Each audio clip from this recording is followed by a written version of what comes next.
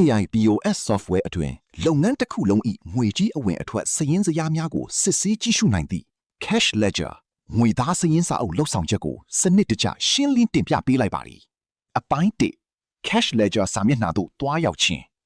အဆင့်1 AIPOS software ၏ dashboard ဘယ်ဘက်အပေါ်တောင်ရှိ menu icon မြင်းသုံးချောင်းပုံစံကိုနှိပ်ပါအဆင့်2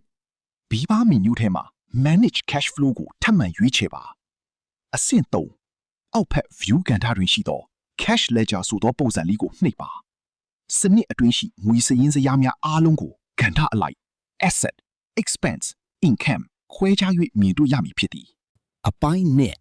ရက်စွဲအလိုက်စရင်းစစ်ဆေးနေ Step by Step Guide Cash Ledger သည်မိမိအလိုရှိသောရက်စွဲအလိုက်ဇယားများကိုပြောင်းလဲစစ်ဆေးနိုင်ပါသည်က Single D နေ့အလိုက်တစ်ရက်ချင်းစီစစ်ဆေးခြင်းညာဘက်အပေါ်တောင်ရှိရက်စွဲ Date ပြထားသောနေရာကိုနှိပ်ပါ Date Picker Box ပွင့်လာပါက Single D ကိုအမှန်ချစ်ပြီးပါမိမိကြည့်ခြင်းသောနေ့ရက်ကိုကလစ်နှိပ်ပြီးညာဘက်အပေါ်တောင်ရှိအမှန်ချစ် Check Mark Icon ကိုနှိပ်ပါဥပမာ17 June 2026ကိုရွေးချယ်ပြီးထိုနေ့၏ဝင်ငွေထွက်ငွေစာရင်းများကိုစစ်ဆေးသွားသည် Date range ရက်သက်တစ်ပတ်သို့မဟုတ်လအလိုက်စစ်ဆေးခြင်းညာဘက်အပေါ်တောင်ရှိရက်စွဲနေရာကိုပြန်နှိပ်ပြီး Date range ကိုရွေးချယ်ပါပြက်ကလေးနှစ်ခုပေါ်လာပါက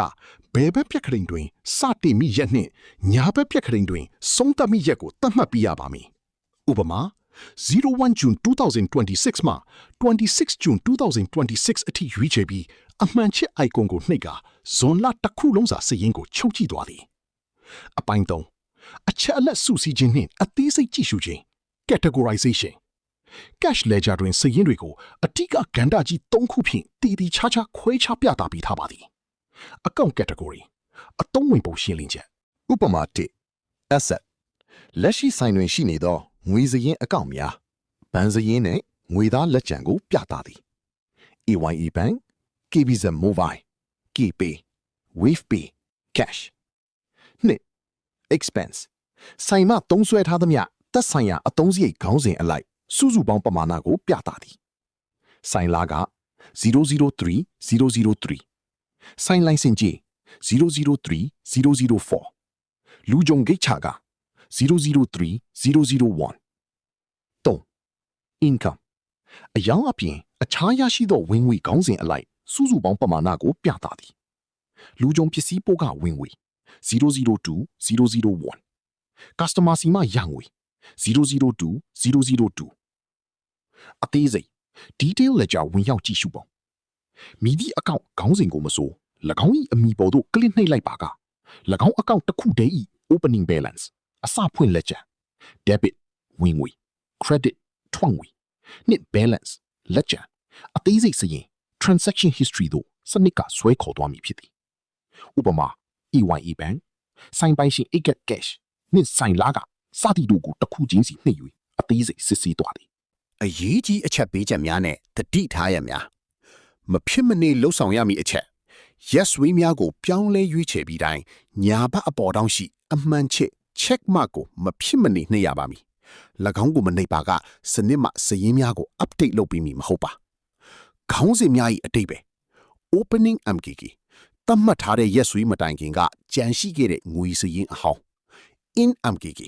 ရွေးချယ်ထားတဲ့ရက်စွေအတွင်းအကောင့်ထဲကိုထပ်မံစည်းဝင်လာတဲ့ငွေ debit out MKK ရွေးချယ်ထားတဲ့ရက်စွေအတွင်းအကောင့်ထဲကသုံးဆွဲထွက်သွားတဲ့ငွေ credit closing MKK စရင်းအလုံးနှုတ်ပေါင်းပြီးနောက်လက်ရှိကြံရှိနေတဲ့ငွေစရင်းအစစ်အမှန်အပိတ်နီးကုန်းချုပ်ရသော AIPOS software ၏ Cash Ledger သည်တင့်လုပ်ငန်း၏စီးပွားရေးကြောရိုးဟုဆိုနိုင်ပါသည်မိမိဆိုင်၏ငွေကြီးအခြေအနေဘဏ်ထဲတွင်ငွေမီပြကြံသည်ယခုလထဲတွင်မိသည့်အသုံးစရိတ်များပို့သုံးထားသည်အခြားဝင်ငွေမီပြရသည်တို့ကိုတစ်ချက်ကြည့်ယုံဖြင့်ကွက်ကွက်ကွင်းကွင်းမြင်သာစေသောစီရင်အင်းမှန်ပြောင်းကြီးပုံစံမျိုးဖြစ်သည်နေ့စဉ်သူ့မဟုတ်လအလိုက်စီရင်များကိုဤကဲ့သို့စနစ်တကျစစ်ဆေးပြီးခြင်းဖြင့်စီရင်ဖြောက်ခြင်းငွေအလွဲအချော်ဖြစ်ခြင်းတို့မှကင်းဝေးပြီးပုံမူအောင်မြင်သောလုပ်ငန်းစီမံခန့်ခွဲမှုကိုလှုပ်ဆောင်နိုင်ပြီဖြစ်ပါကြောင်းတင်ပြလိုက်ရပါသည်